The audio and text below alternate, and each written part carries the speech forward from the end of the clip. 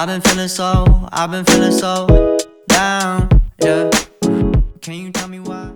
What's up guys, it is Tulsi. Welcome back to a new video. I know I've been gone for quite a little bit of time. I used to post every Monday or Tuesday. Now Tuesday, just FYI. I always get posts on Tuesdays, but I was gone for a bit because I was just taking time off for the holidays. I was traveling a lot. I was really busy with work.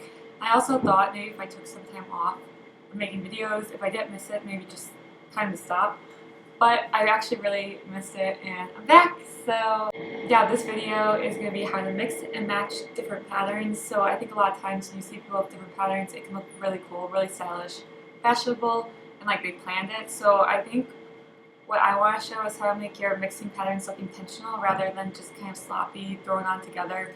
Sometimes when they're really off or they don't look really put together, it looks like you just grabbed this, you put it together, and you weren't really thinking. You kind of were blinded when you grabbed these things from the closet.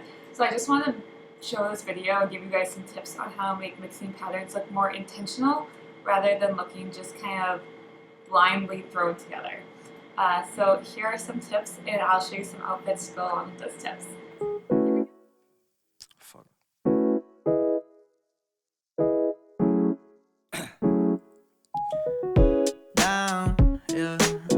I've been feeling so down. Okay, so the first tip I have is to try to stay within the same color family, color scheme, color palette. Staying within the same color scheme makes it a little bit more planned. You don't necessarily need to do this. These are all, again, just tips to try to help you guys out if you want like some kind of guideline. None of these are you need to do this, you need to do this, you need to do all these at the same time. They're all just different tips to try to help you guys out. So you can see I'm wearing just pastel colors, so I'm wearing a pastel pink striped top with a pastel blue and pink floral skirt.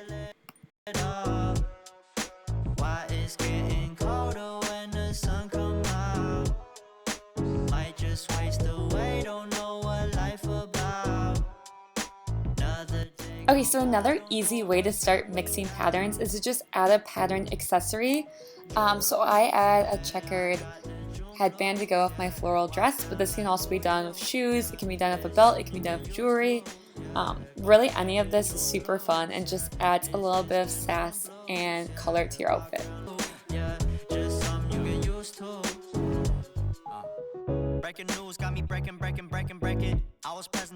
Okay, so another easy way to incorporate mixing patterns into your wardrobe is to incorporate really subtle patterns.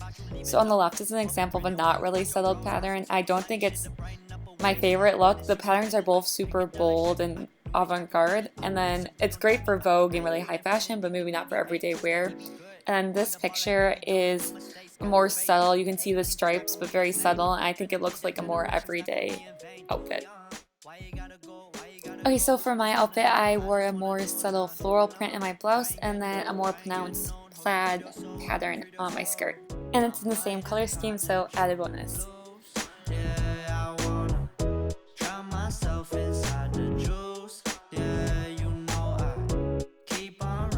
Another tip I have is to incorporate a solid piece in between maybe your prints. So I'm wearing a black solid tank top. You can also wear solid shoes, solid skirts, solid tights, a solid hat maybe, just to kind of pull everything together. You can also try to pull colors from both the patterns so it looks a little bit more unified.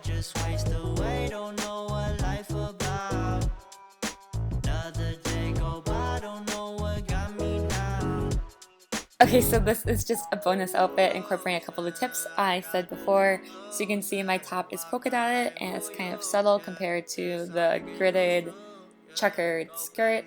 I'm using the shoes to hold together. I'm also using the same color scheme. It's black and white, so I think that looks really cute.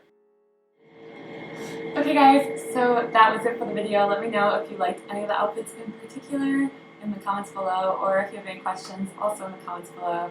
I'll be back starting every single Tuesday from now. See you guys next week.